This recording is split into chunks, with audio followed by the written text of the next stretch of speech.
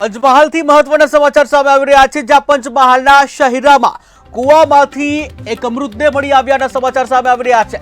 શહેરા તાલુકાના બોરિયા ગરાડિયા ફળિયાનો આ બનાવ છે કે જ્યાં કુવામાંથી સંજય ડિંડોર નામના યુવકનો મૃતદેહ મળી આવ્યો છે। ત્યારે મૃતક યુવાન છેલ્લા 2 દિવસથી ગુમ થયો હતો, જ્યાં શારીરિક માનસિક ત્રાસથી આપઘાત કર્યાની માહિતી આવી છે। ત્યારે પોલીસે સમગ્ર મામલે તપાસનો ધમધમાટ શરૂ કર્યો છે। તો મહત્વના સમાચાર પંચમહાલથી સામે આવી રહ્યા છે, જ્યાં વધુ એક યુવકે આત્મહત્યા કરી હોવાનું સામે આવ્યું કે જ્યાં પંચમહાલના શહેરામાં કુવામાંથી એક યુવાનનો મૃતદેહ મળી આવ્યો છે। પંચમહાલના શહેરા તાલુકાનો બનાવ, શહેરા તાલુકાના બોરિયા ગરાડિયા ફળિયામાં કુવામાંથી સંજય ડિંડોર નામના યુવકનો મૃતદેહ મળી આવ્યો છે। ત્યારે મૃતક યુવાન છેલ્લા 2 દિવસથી ગુમ હતો, ત્યારે શારીરિક અને માનસિક ત્રાસથી આપઘાત કર્યાની માહિતી, જ્યાં પોલીસે હાલ તો સમગ્ર મામલે તપાસનો ધમધમાટ શરૂ કર્યો છે।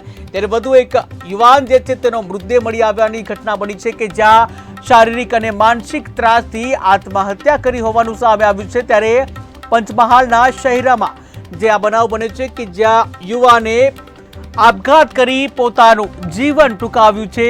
ત્યારે શારીરિક અને માનસિક ત્રાસના લીધે જીવન ટૂંકાવ્યા હોવાની માહિતી કે જ્યાં કયા શારીરિક અને માનસિક ત્રાસ હતા તે હજી તપાસનો વિષય છે।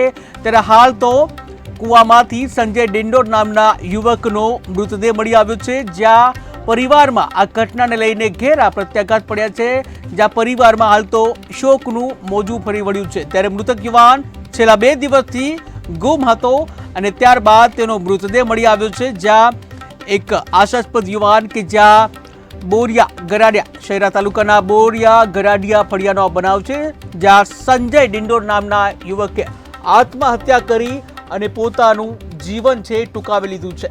ત્યારે હાલ તો પોલીસ દ્વારા જે આ ઘટના છે, આ સમગ્ર ઘટનાને લઈને પોલીસ તપાસ ચાલી રહી છે।